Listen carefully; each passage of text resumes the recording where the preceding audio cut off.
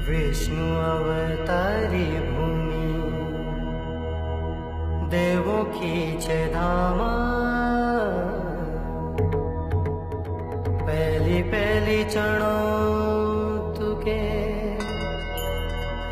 सूरज घामा। उत्तराखंड के इतिहास में न सिर्फ इस क्षेत्र का धार्मिक व पौराणिक महत्व है, बल्कि यहाँ रहने वाली वीरांगनाओं के कारण भी यह प्रदेश जाना जाता है। फिर वो चाहे तीलू रौतेली हो या फिर जिया रानी, उन्हीं में एक शामिल है एक वीरांगना जो नक्कटी रानी के नाम से प्रसिद्ध है। उत्तराखंड की इस वीरांगना का नाम है गढ़वाल की रानी कर्णावती। इतिहास में कर्णावती नाम की 2 रानियों का उल्लेख मिलता है। इनमें एक चित्तौड़ के शासक राणा संग्राम सिंह की पत्नी थी, जिन्होंने अपने राज्य को गुजरात के सुल्तान बहादुर शाह के हमले से बचाने के लिए मुगल बादशाह हुमायूं को राखी भेजी थी, जबकि दूसरी गढ़वाल की शासिका थी। इतिहास में गढ़वाल की रानी का उल्लेख नाक काटने वाली रानी के नाम से मिलता है। गढ़वाल की इस रानी ने पूरी मुगल सेना की बकायदा सचमुच नाक कटवाई थी। इटली के लेखक निकोलाओ मानुची जब 17वीं सदी में भारत आए थे, तब उन्होंने शाहजहां के पुत्र औरंगजेब के समय मुगल दरबार में काम किया था। इन्होंने अपनी किताब हिस्टोरिया डो मोगोर यानी मुगल इंडिया में गढ़वाल की एक रानी के बारे में बताया है, जिसने मुगल सैनिकों की नाक काटी थी। अगर आप भी इस किताब को पढ़ना चाहते हैं तो मैंने इसका लिंक डिस्क्रिप्शन में दे दिया है, वहां से जाकर आप इसे खरीद सकते हैं। वैसे तो रानी कर्णावती के जन्म स्थान व जन्म के संबंध में कोई भी ठोस जानकारी उपलब्ध नहीं है। रानी कर्णावती पवार वंश के राजा महिपत शाह की पत्नी थी। यह वही महिपत शाह थे जिनके शासन में रिखोला लोदी और माधो सिंह जैसे सेनापति हुए थे, जिन्होंने तिब्बत के आक्रांताओं को छठी का दूध याद दिलाया था। माधो सिंह के बारे में काफ़ी किस्से प्रचलित है।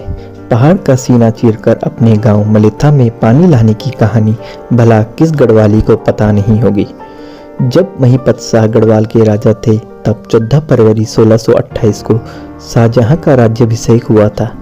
जब वह गद्दी पर बैठे तो देश के तमाम राजा आगरा पहुंचे थे। महिपत शाह आगरा नहीं गए। इसके 2 कारण माने जाते हैं। पहला यह कि पहाड़ से आगरा तक जाना तब आसान नहीं था, और दूसरा उन्हें मुगल शासन की अधीनता स्वीकार नहीं थी। कहा जाता है कि शाहजहां इससे चिढ़ गया था। इसके अलावा किसी ने मुगल शासकों को बताया कि गढ़वाल की राजधानी श्रीनगर में सोने की खदानें हैं। महिपत शाह के शासनकाल में मुगल सेना गढ़वाल विजय के बारे में सोचती भी नहीं थी, लेकिन जब वह 1631 में युद्ध में मारे गए और रानी कर्णावती ने गढ़वाल का शासन संभाला, तब मुगल शासकों ने सोचा कि उनसे शासन छीनना सरल होगा। महिपत शाह की मृत्यु के बाद गढ़वाल का शासन रानी कर्णावती ने अपने हाथों में लिया, क्योंकि महिपत शाह और रानी कर्णावती का पुत्र पृथ्वीपति शाह अभी अवयस्क था। सेनापति माधो सिंह भंडारी बूढ़े हो चुके थे। इसी कारण सेना की कमान रानी कर्णावती के हाथों में थी। एक ऐतिहासिक संयोग के चलते वर्ष 1634 में बद्रीनाथ धाम की यात्रा के दौरान छत्रपति शिवाजी के गुरु समर्थ रामदास की गढ़वाल के श्रीनगर में सिख गुरु हरगोविंद सिंह से भेंट हुई। इन 2 महापुरुषों की यह भेंट बड़ी महत्वपूर्ण थी, क्योंकि दोनों का एक ही उद्देश्य था, मुगलों के बर्बर शासन से मुक्ति प्राप्त करके हिंदू धर्म की रक्षा करना। देवदूत के रूप में समर्थ गुरु स्वामी रामदास 1634 में श्रीनगर गढ़वाल पधारे और रानी कर्णावती को उनसे भेंट करने का सौभाग्य प्राप्त हुआ। समर्थ गुरु रामदास ने रानी कर्णावती से पूछा कि क्या पतित पावनी गंगा की सप्त धाराओं से सिंचित भूखंड में यह शक्ति है कि वैदिक धर्म एवं राष्ट्र की मर्यादा की रक्षा के लिए मुगल शक्ति से लोहा ले सके। इस पर रानी कर्णावती ने विनम्र निवेदन किया, पूज्य गुरुदेव, इस पुनीत कर्तव्य के लिए हम गढ़वाली सदैव कमर कसे हुए उपस्थित हैं। शाहजहां को समर्थ गुरु रामदास और गुरु हरगोविंद सिंह के श्रीनगर पहुंचने और रानी कर्णावती से सलाह मशविरा करने की खबर लग गई थी। शाहजहां ने गढ़वाल के पड़ोसी सिरमौर के राजा मानधाता प्रकाश को अपनी ओर मिला लिया। कांगड़ा के फौजदार नजावत खां नाम के एक मुगल सरदार की गढ़वाल पर हमले की जिम्मेदारी सौंपी गई और 1635 में एक विशाल सेना लेकर आक्रमण के लिए आया। उसके साथ पैदल सैनिकों के अलावा घुड़सवार सैनिक भी थे। रानी कर्णावती जानती थी कि संख्या बल के आधार पर वह मुगल सेना का सामना नहीं कर सकती। ऐसी विषम परिस्थितियों में रानी कर्णावती ने सीधा मुकाबला करने के बजाय कूटनीति से काम लेना उचित समझा। गढ़वाल की रानी कर्णावती ने उन्हें अपनी सीमा में घुसने दिया, लेकिन जब वे वर्तमान समय के लक्ष्मण झूला से आगे बढ़े तो उनके आगे और पीछे जाने के रास्ते रोक दिए गए। गंगा के किनारे और पहाड़ी रास्तों से अनभिज्ञ मुगल सैनिकों के पास खाने की सामग्री समाप्त होने लगी। उनके लिए रसद भेजने के सभी रास्ते भी बंद थे। मुगल सेना कमजोर पड़ने लगी और ऐसे में सेनापति ने गढ़वाल के राजा के पास संधि का संदेश भेजा, लेकिन उसे ठुकरा दिया गया। मुगल सेना की स्थिति बदतर हो गई थी। रानी चाहती तो उसके सभी सैनिकों का खत्म कर देती, लेकिन उन्होंने मुगलों को सजा देने का नायाब तरीका निकाला। रानी ने संदेश भिजवाया कि वह सैनिकों को जीवन दान दे सकती है, लेकिन इसके लिए उन्हें अपनी नाक कटवानी होगी। सैनिकों को भी लगा कि नाक कट भी गई तो क्या, जिंदगी तो रहेगी। मुगल सैनिकों के हथियार छीन लिए गए और आखिर में उन सभी की एक एक करके नाक काट दी गई।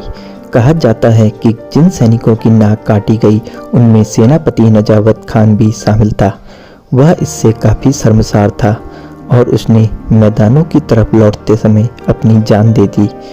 उस समय रानी कर्णावती की सेना में एक अधिकारी दोस्त बेग हुआ करता था, जिसने मुगल सेना को परास्त करने और उसके सैनिकों को नाक काटने की कड़ी सजा दिलाने में अहम भूमिका निभाई थी। पृथ्वीपति शाह की संरक्षिका और गढ़वाल की सबसे पराक्रमी रानी कर्णावती को इसी कारण से नाक काटी रानी कहा जाता है। इतिहास में रानी कर्णावती को भारत की 10 सबसे पराक्रमी रानियों में शामिल किया जाता है।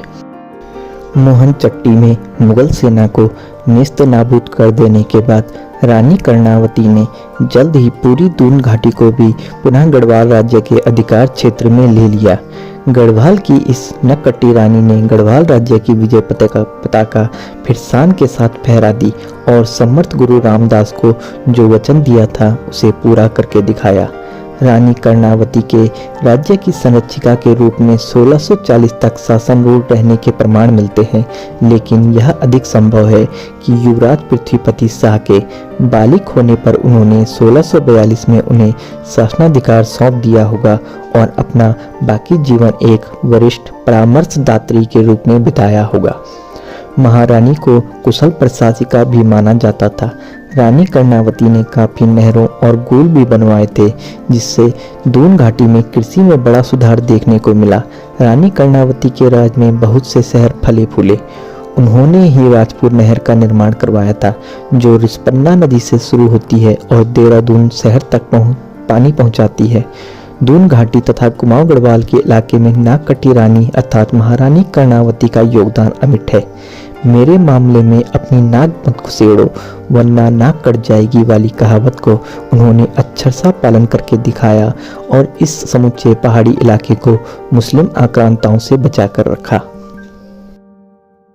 अगर आप सभी को यह वीडियो अच्छी लगी हो तो इस वीडियो को अपने और दोस्तों के साथ भी शेयर करें और लाइक ज़रूर करें और तथा हमारे चैनल को सब्सक्राइब करना न भूलें। धन्यवाद।